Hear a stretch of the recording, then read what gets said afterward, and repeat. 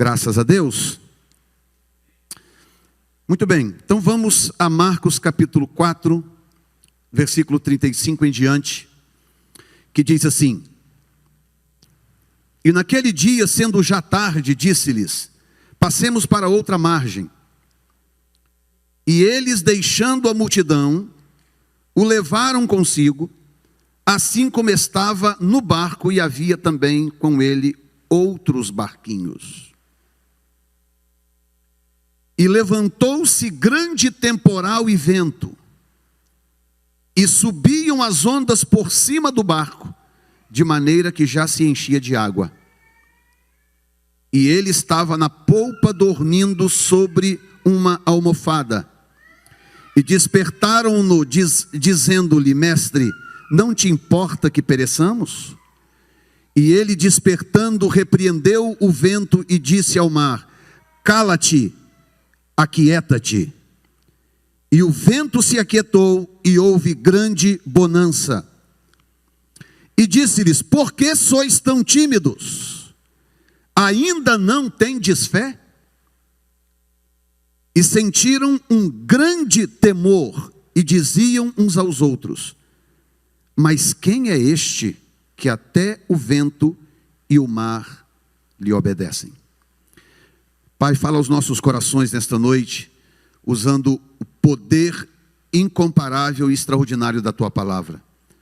Perscruta os nossos corações, Senhor, e venha nesta noite ao encontro de cada um de nós, suprir as necessidades diárias de cada um da Tua igreja para a glória do Teu nome. Você pode dizer amém, Jesus?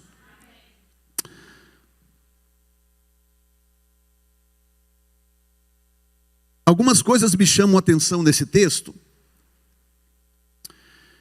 porque ele começa dizendo algo muito interessante. Puder deixar para mim na tela aí, Julian, a partir do versículo 35, vai me ajudar. Veja bem, o texto começa falando de uma forma interessante, sugerindo uma mudança de nível. Diz assim: naquele dia, sendo já tarde, disse-lhes: Passemos para outra banda. E eles, deixando a multidão, o levaram consigo, assim como estava no barco, e segue o texto. Eu não vou ler o 36 agora. Eu quero chamar a sua atenção primeiramente para esta mudança de lado, né? Essa mudança de margem.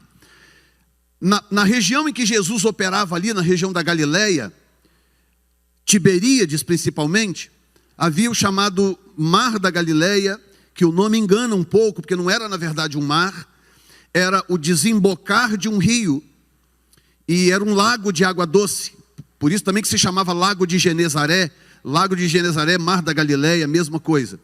Era o desembocar de um rio, e Jesus constantemente usava este rio, este lago que desembocava o rio, para trocar de margem, de acordo com o propósito que ele tinha naquele momento para realizar.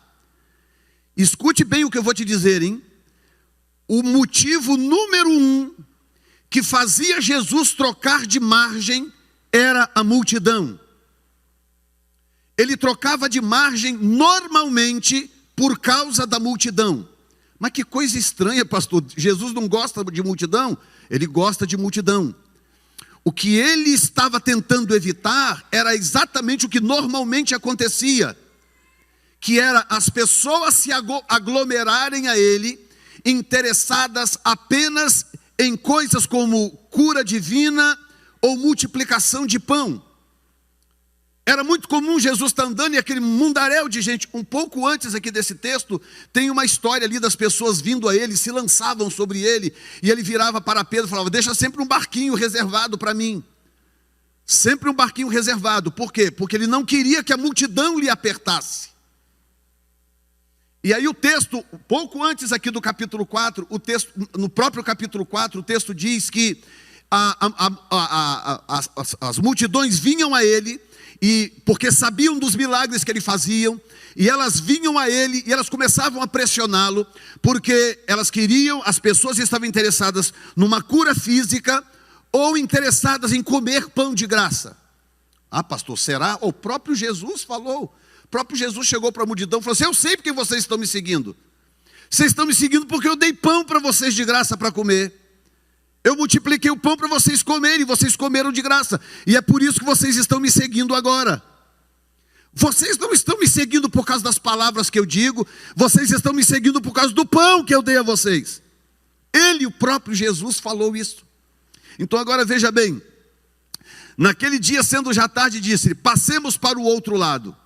Duas coisas que eu quero destacar aqui. Primeiro lugar, passar para o outro lado não é para qualquer pessoa.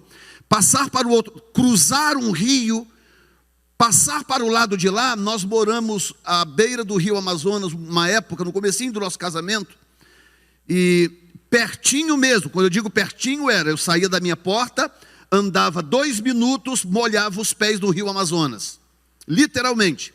E uma vez nós fomos pescar no rio, onde eu quase morri afogado, por sinal, aquele dia em que eu entreguei a alma para Jesus, falei: Senhor, é agora mesmo, não é? Vou morrer, não vai ter jeito. Caí entre 2 toras de madeira. Nós morávamos no pátio de uma madeireira, e ficava aquele assoalho de toras de madeira no rio, porque elas desciam pelo rio. E aí nós subimos em cima para pescar. Eu, descuidado, escorreguei entre 2 toras e afundei. E ia morrer mesmo. Não morri porque não era o meu dia. Jesus ainda queria que eu, né, estivesse aqui hoje à noite pregando para vocês. Mas nós chegávamos na margem do rio, nós não morávamos na parte mais larga do rio, não era a parte mais larga do rio. Havia regiões lá onde era muito, muito mais largo. Mas no lugar que nós morávamos, que ainda não era a parte mais larga do rio, nós não conseguíamos enxergar a outra margem. Com muito custo, a gente via de longe assim umas copinhas de árvore, muito longe assim, parecendo palitinho de picolé. E eram árvores gigantescas. O rio é muito largo. E rio tem um simbolismo, porque, inclusive, a ciência compara o tempo, o correr da vida, o passar do tempo com o rio, com as águas de um rio.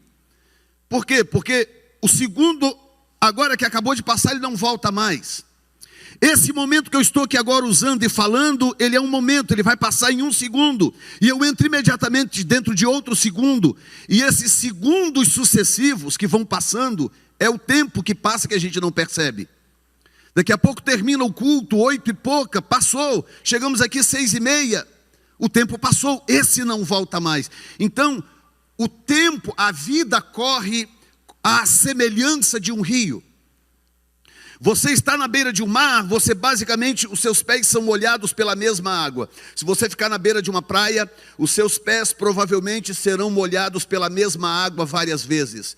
Num rio, você jamais molhará o pé na mesma água 2 vezes. Quando você toca o pé na água do rio, aquela água já foi embora, e tem a outra que vem descendo. Então aquilo é um simbolismo muito perfeito da vida que corre, da vida que passa.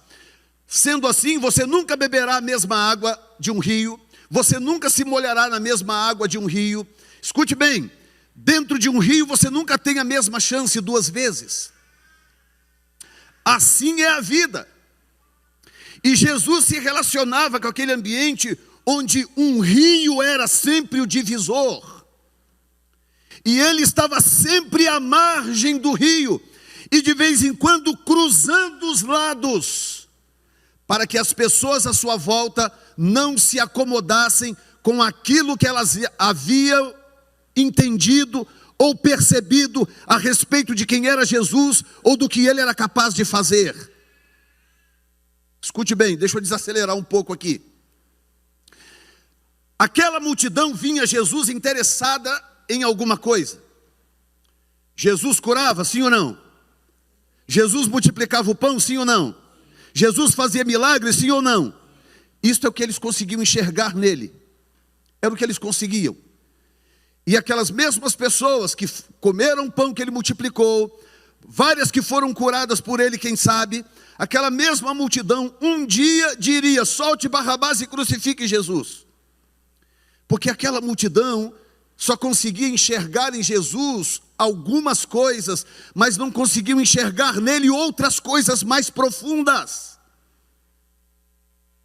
por isso que ele disse para a multidão: vocês não estão interessados no que eu digo, vocês estão interessados nas coisas que eu faço, no pão que eu multiplico.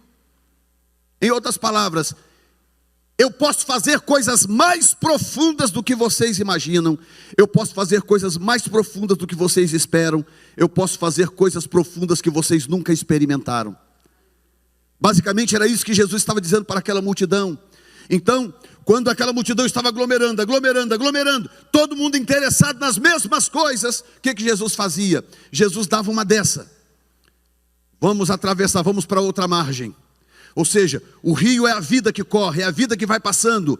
E de repente, Deus precisa mudar a minha margem. Porque mudou a margem, muda a perspectiva. Quando Deus muda a margem, Ele muda a sua perspectiva do que está acontecendo ao seu redor. E escute bem, quando eu me prendo à perspectiva que eu consigo enxergar, quando eu me limito a enxergar aquilo que eu posso ver com os meus olhos, eu fico escravo da situação, porque eu não consigo enxergar o outro lado que Deus está tentando me mostrar. E aí vem o desafio de mudar de lado, porque mudar de lado também não é fácil. Cruzar a margem, mudar de margem não é fácil. Toda vez que eu estou indo em algum lugar, hoje o GPS deixou todo mundo muito mal acostumado, né? Viciado. Mas eu gosto de memorizar os lugares onde eu vou. Eu sempre fui bom com endereços, bom em memorizar coisas assim. Mas o GPS hoje em dia está deixando a gente mal acostumado. Mas olha que coisa interessante, quando você vai num determinado endereço de carro para você tentar memorizar, vou dar um segredo aqui para vocês, talvez vocês saibam, talvez não. Toda vez que você passa por um ponto de referência, que você quer guardar aquele ponto de referência, a melhor forma de você memorizar para você voltar é você olhar para trás. Porque quando você olha para trás, você tem a perspectiva de quem está indo no sentido contrário. Ou seja, você tem a perspectiva que você não consegue ter olhando naquela direção. Então existem situações, por exemplo, que não tem solução por um ângulo, mas tem solução por outro. Diga comigo, há situações que não tem solução por um ângulo, mas tem por outro. Tem um vídeo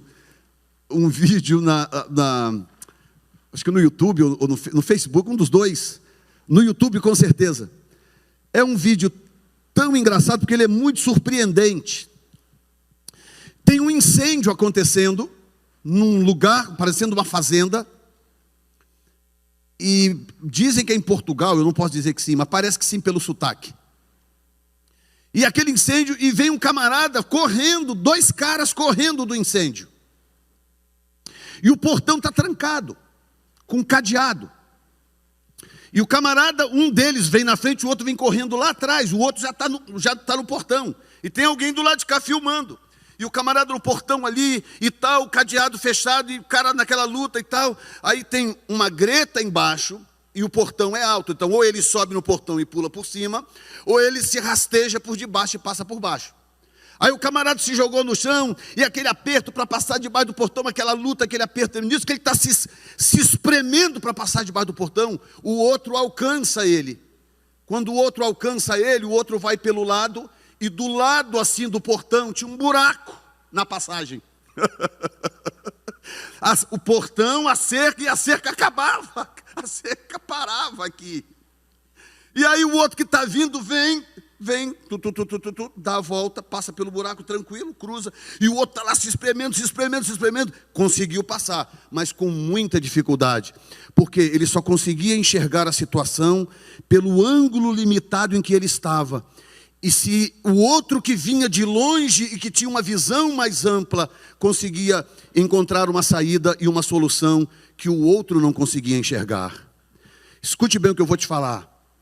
Às vezes Jesus mexe no nosso conforto e nos obriga a mudar de margem para ampliar a nossa visão dos fatos, para nos ajudar a entender o que está acontecendo à nossa volta.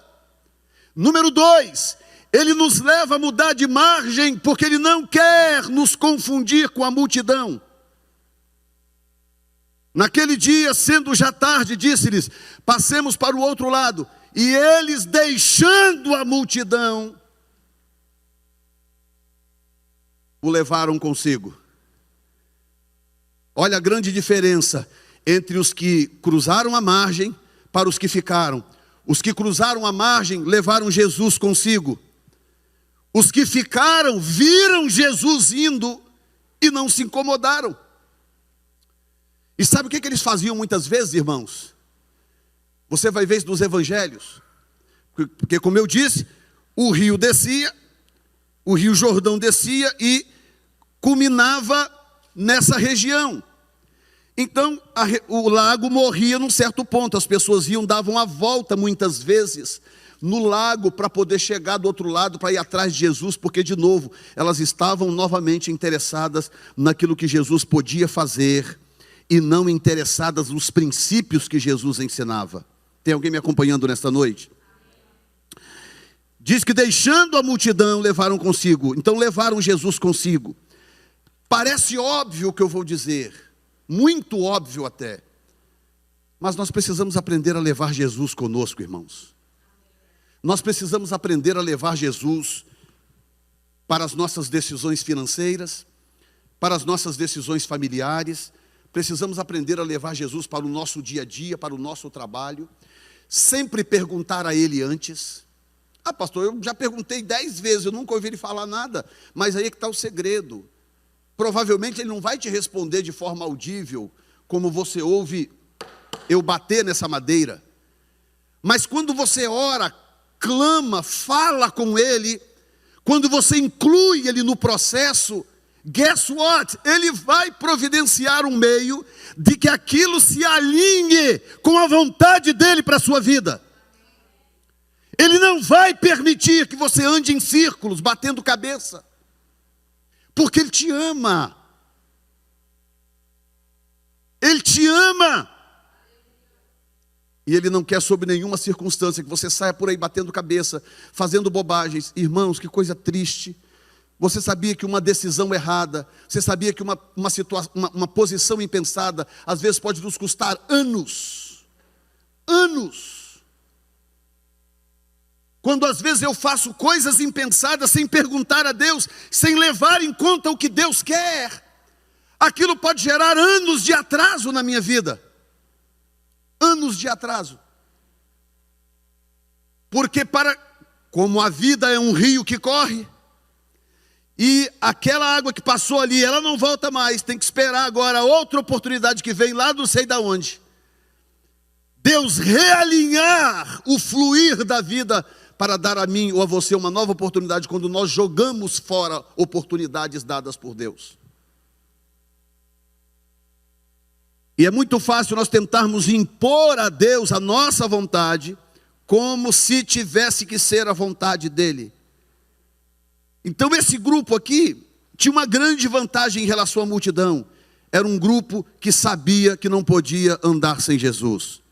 E aí você vai ver, na sequência do texto, você vai ver que eles se envolvem numa tempestade. Diga comigo, tempestade. Diga mais forte, tempestade. O verso 37 diz, grande temporal de vento.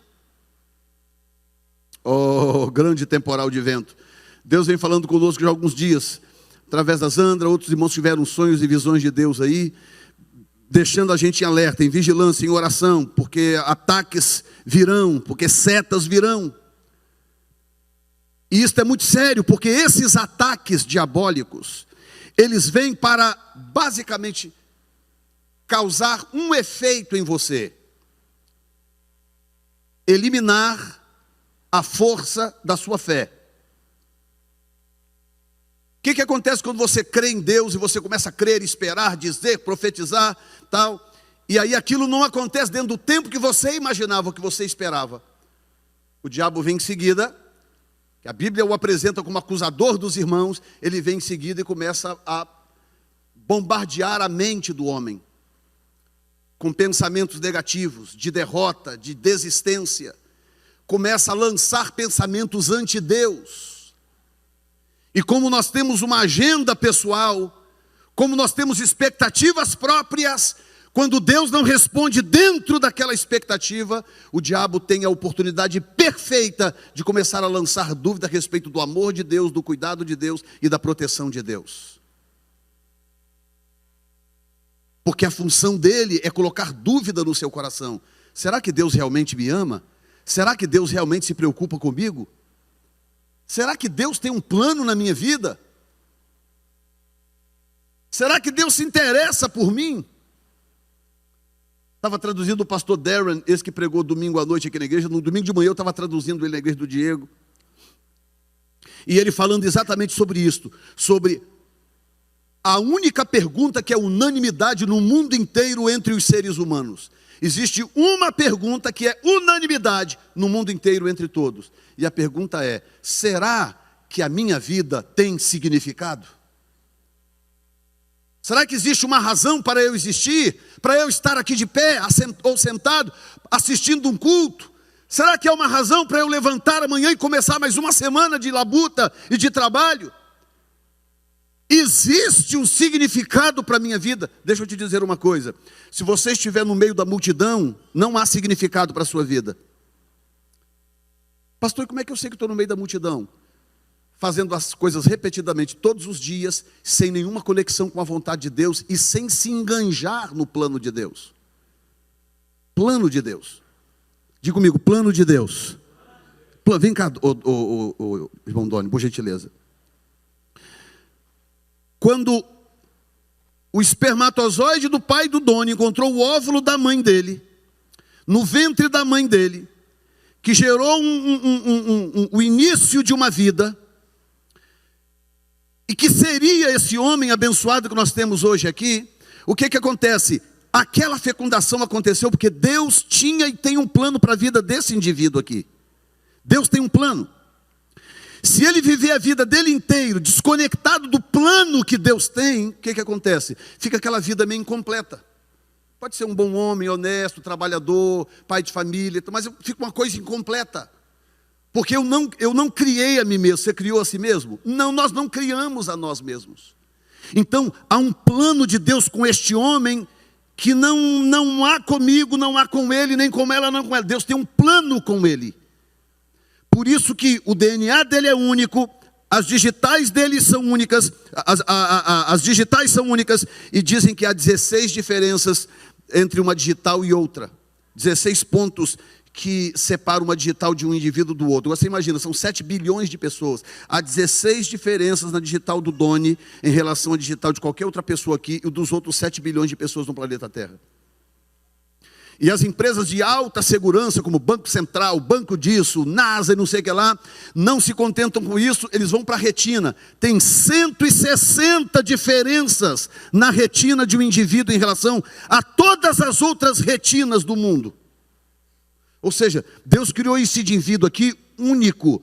Quando Deus olha de lá para cá, 7 bilhões de pessoas, ele se destaca, ele é único. Eu me destaco, eu sou único. Luana se destaca, ela é única.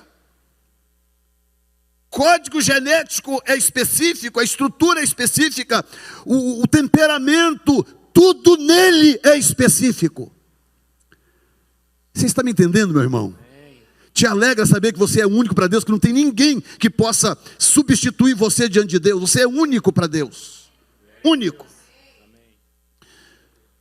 Mas aí o que acontece quando eu não me alinho? Eu vou vivendo a vida um dia após o outro, aquela coisa, sabe? Levando de manhã assim meio grogue, vai lá, lava o rosto e tal, toma um café desperto, entra no carro, vai trabalhar, fazer alguma coisa. Aí passa o dia, volta de novo no final do dia. Aí vai um dia, 2 dias, 3, 4, 5, 6, 7, 1 ano, 5, 10, 15. Você está me entendendo? Você passa a ser um na multidão. E a multidão é aquela lá, ó. A multidão é aquela que está atrás de alguma coisa. Senhor, faz alguma coisa por mim, faz um milagre, me cura aqui, abre uma porta ali, faz um negocinho acolá. Mas a multidão não percebe quando Jesus não está lá. A multidão não percebe. A multidão não nota quando ele se vai. E essa é a diferença entre a multidão e os que mudam a margem. Passemos para o outro lado. E diz que eles, deixando a multidão, levaram consigo, assim como estava no barco. E havia também outros barquinhos. Aí veio o temporal, grande temporal e vento, e subiram as ondas por cima do barco, de maneira que já se enchia de água. Hoje ou amanhã, ou semana que vem, o seu barquinho vai encher de água.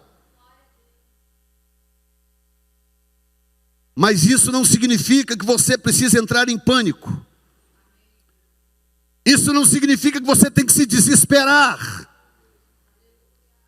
Se você deixou de ser um na multidão, e você tem consciência de que você está levando ele consigo, vai chegar o dia em que o seu barquinho vai encher de água, mas você vai poder se levantar no temor de Deus, na autoridade do Senhor, e clamar a Deus e dizer: Senhor, socorre-me.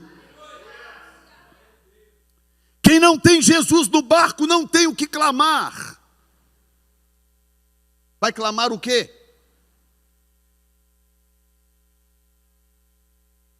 Meu Deus, grande temporal, diga comigo, grande temporal. Alguém aqui já passou por aquele tipo de experiência que você olha e fala: meu Deus, vai desabar o telhado do céu na minha cabeça? Alguém aqui já passou por isso? Ou só eu e a Zandra? Todo mundo já passou por isso? Aquele temporal não foi embora? O céu não abriu e você está aqui hoje?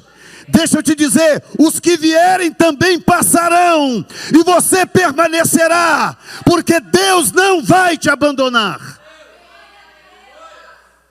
Ponto final. Deus não vai te abandonar. Porque enquanto houver um coração pulsando aqui, enquanto houver vida, enquanto nós formos corpo, alma e espírito, nós podemos clamar a Ele, pedir que Ele intervenha, e Ele sempre vai intervir. Aí o verso 38 diz que ele estava na popa dormindo sobre uma almofada.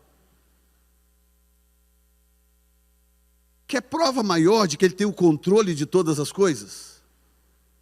O telhado está para desabar na sua cabeça. E quando ele fala contigo, ele fala num tom calmo, suave. Ele fala de uma forma tão gostosa, tão agradável. Sabe aquela vozinha meio rouca de quem acabou de acordar? Esse é o tom da voz de Deus, aquele tom agradável, suave, macio. O tom de voz de quem não é afetado pelo temporal. Escute bem, meu irmão, o teu Deus nunca será afetado pelo temporal. O teu Deus está acima do temporal. Ele está acima das dificuldades. Ele está acima dos teus apertos. Ele sabe exatamente o que você está passando e Ele sabe a hora de abrir a porta. Dormindo tranquilo.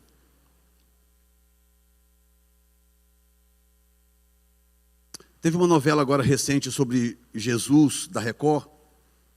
Eu gosto dos eventos bíblicos da Record, mas também, por outro lado, tem alguns erros ali, às vezes, que são inevitáveis, porque as pessoas que produzem aquilo ali são profissionais, não são necessariamente pastores e gente que se relaciona com a Bíblia, são profissionais do meio, então alguns erros vazam mesmo, não tem jeito. E um dos erros foi que Pedro era um cara pobre. Pedro era um cara bem miserável na novela. Morava num casebre lá quase caindo, tinha uns barquinhos pequenininhos. E não é isso que o texto mostra, as pistas textuais e a arqueologia. O barco que era de Pedro foi achado pelos arqueólogos. Ele está exposto lá em Jerusalém, em Israel. E ele não era um barquinho. O que justifica isto. Como é que Jesus estaria dormindo num barquinho chovendo? Impossível. Como é que ele está dormindo com chuva caindo em cima dele? Impossível. É porque o barco não era pequeno. Era um barco grande. Por isso que o texto diz que era o barco de Pedro e outros barquinhos. Então, se o de Pedro fosse um barquinho, o texto diria que era um barquinho. Não, era um barco bom. Era um barco grande, um barco à vela, bonito. Tinha compartimento lá onde Jesus estava deitado, tranquilo, longe da chuva. Por isso que ele dormia sobre uma almofada. Senão a almofada estava encharcada. Como é que ele ia dormir debaixo de chuva? Não tinha como, ele estava num lugar onde a chuva não chegava, onde a água não ia. Mas olha isto, que coisa interessante. Diz que ele estava na popa dormindo sobre uma almofada, despertaram dizendo: mestre, mestre, não te importa que pereçamos? Aí aqui vem uma coisa muito perigosa, muito perigosa. Graças a Deus que Ele conhece as nossas fraquezas, mas nós temos que ter muito cuidado para não chegarmos àquele ponto de acharmos ou dizermos que Deus não se importa conosco. Essa é outra estratégia diabólica. Quantos aqui sabem que o tempo de Deus é diferente do nosso? O nosso tempo é cronos, de onde vem a palavra cronologia, cronos do grego. É o tempo cronológico. O tempo de Deus é kairos, é outro tempo. É um tempo sem tempo. É um momento eterno que nunca passa. E como é um momento eterno que nunca passa, Ele pode intervir no cronos a qualquer momento. Então escute isto. Prometo terminar agora em seguida. Escute isto. Eu comparei o tempo com o rio. É como os cientistas comparam o tempo com o rio. Faça de conta que essa prancha aqui é um rio. A pessoa que está no rio, ela só consegue viver o momento do rio. Se você está num barquinho dentro do rio, você não consegue viver o que está lá atrás do barco, você não consegue viver o que está na frente do barco, você consegue viver só aquele momento do barco na água, e aquilo está correndo numa direção única, aquilo nunca volta, aquilo está correndo numa direção única. Esse é o tempo, é o nosso cronos.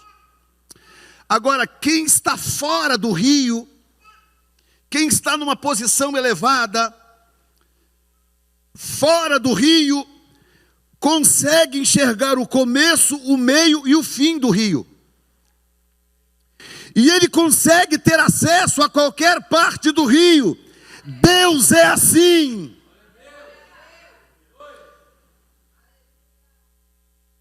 Deus faz coisas que ninguém mais consegue fazer, porque Ele tem acesso ao passado, ao presente e ao futuro. A Bíblia diz no livro de Isaías que Deus anuncia o fim no começo.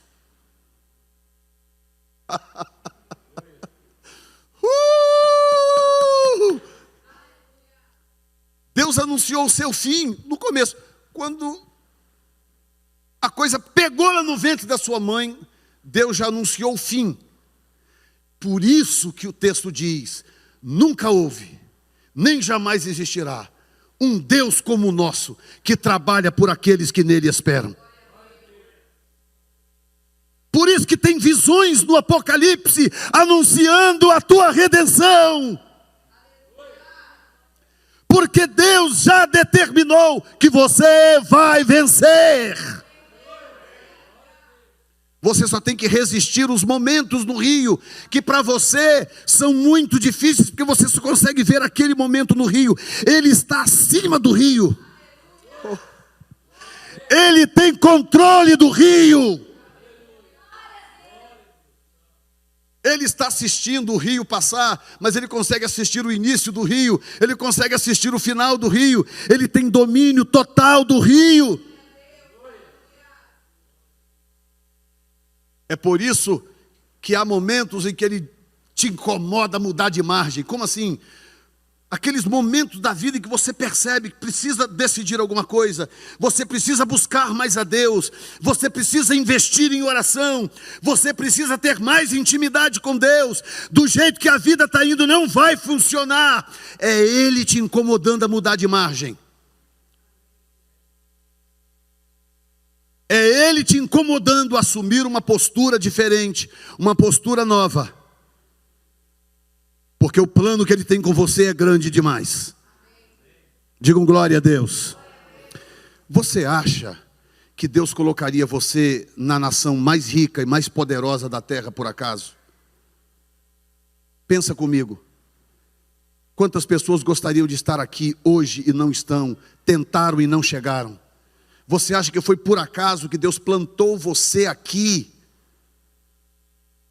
nesta nação, onde as possibilidades são infinitas? Deus tem uma razão para você estar aqui. Eu não aguento ver pessoas num lugar tão próspero, tão abençoado como esse, reclamando da vida, falando bobagens, falando pelos cotovelos, porque não entendeu ainda o privilégio de estar aqui.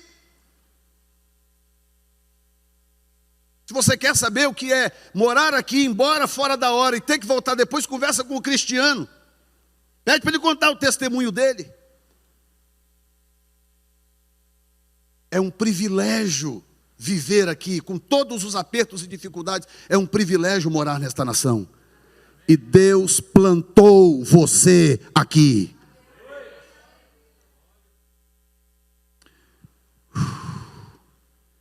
Senhor, o Senhor não se importa que pereçamos? Não diga isso jamais. Não diga isso jamais. Quando o momento for apertado, muito difícil, muito complicado, que o temporal estiver feio demais, eu sei que tem hora que tem que chorar mesmo, tem hora que tem que gemer mesmo, é assim mesmo. E é assim com todo mundo.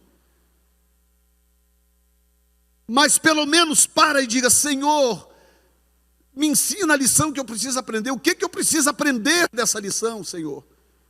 Põe fim a esse temporal, porque eu sei que o Senhor se importa comigo. Nunca diga: Senhor, o Senhor não se importa que pereçamos? Não, Senhor, eu sei que o Senhor se importa comigo.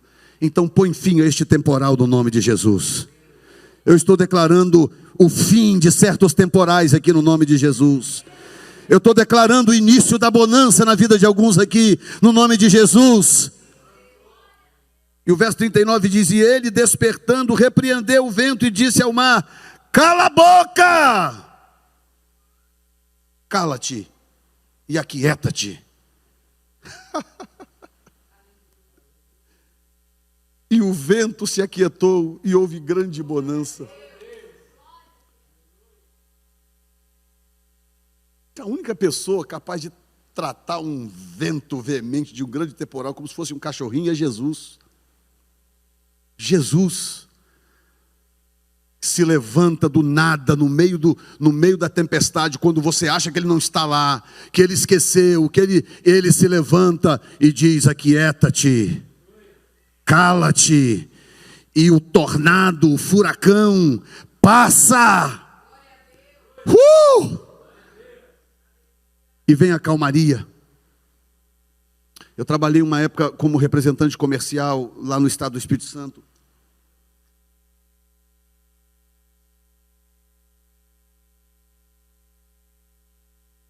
Recém-casado com a Zandra, eu viajava o estado todinho, ia até a divisa com Minas, Espírito Santo e Minas, o leste de Minas, oeste, noroeste do Espírito Santo.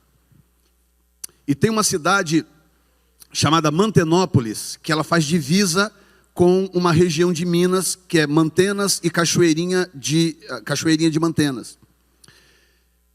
Nessa época que eu estava indo viajar para lá, aconteceu um fenômeno. Vocês podem entrar depois do Google e colocar chuva de granizo em Cachoeirinha de Mantena. Foi um caso histórico. Eram pedras de gelo do tamanho de lajota. Pedras de gelo desse tamanho. Pessoas morreram com fratura no crânio. Carros destruídos. Casas destruídas. Houve um certo bairro da cidade que foi completamente destruído. Uma região não chegou a ser atingida, mas um certo bairro foi completamente destruído. É perto de vocês não, né? É perto, né? Cachoeirinha de Mantena. E eu estava indo para aquela região com os meus produtos, eu representava a Johnson, naquela região, eu estava indo para aquela região. E quando eu cheguei lá, eu ficava sempre hospedado na casa de um pastor amigo meu, muito querido, eu ia e ficava na casa dele. E ele falou assim: você ficou sabendo o que aconteceu aqui em Cachoeirinha? Eu falei: não. Ele falou: rapaz, uma chuva de granizo que ninguém nunca viu na vida, destruiu metade da cidade. Uma coisa horrível. Eu falei: meu Deus, é mesmo? Mas eu quero te mostrar uma coisa. Aí ele foi, pegou uma foto, falou: olha isso aqui. Mostrou a foto para mim num jornal estava um bairro inteiro. Imagina um bairro assim, do tamanho dessa parte grande aqui de Ashland. Um bairro inteiro devastado. Telhado tudo arrebentado, parede das casas tudo quebrado, os carros todos destruídos. E tinha uma casa, uma casa no meio daquele Kosovo, daquela destruição parecendo a Síria. Uma casa de pé, sem uma só telha quebrada. As telhas todas no lugar, a casa em pé, no lugar certinho. E não era nem uma grande casa, era uma casa razoável. André, inteira, a casa inteira no meio daquele vale de destruição. Ele falou assim, olha essa foto aqui. Eu olhei e falei assim, o que é isso? Ele falou, você sabe quem é que mora nessa casa? Eu falei, não. Pastor, eu não lembro o nome, né? Pastor fulano de tal da Assembleia de Deus na cidade. O pastor da igreja da cidade morava naquela casa. Tudo em volta foi destruído. A casa dele não foi sequer tocada.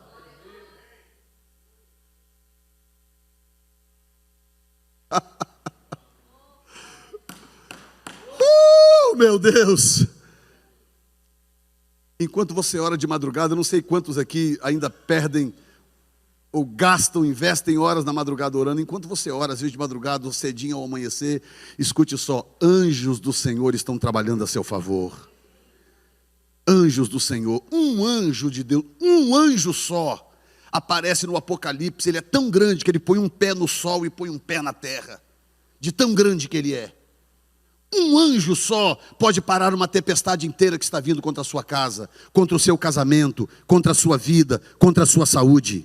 Um anjo de Deus, basta uma ordem de Deus para que tudo volte ao normal. Você pode colocar de pé neste momento? Eu quero fazer uma oração e dar uma ordem para você a respeito da sua vida nesta noite. E eu declaro no nome de Jesus Cristo, que qualquer vento que tenha se levantado ou esteja se levantando, seja dominado como um cãozinho inofensivo pelo poder do meu Deus.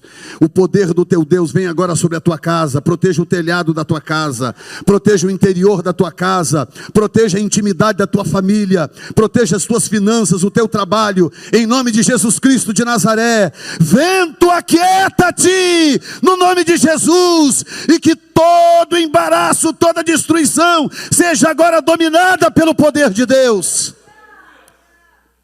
Todo ataque diabólico, todo plano de Satanás, seja despedaçado nesta noite, contra a sua casa, contra a sua vida, no nome de Jesus Cristo de Nazaré.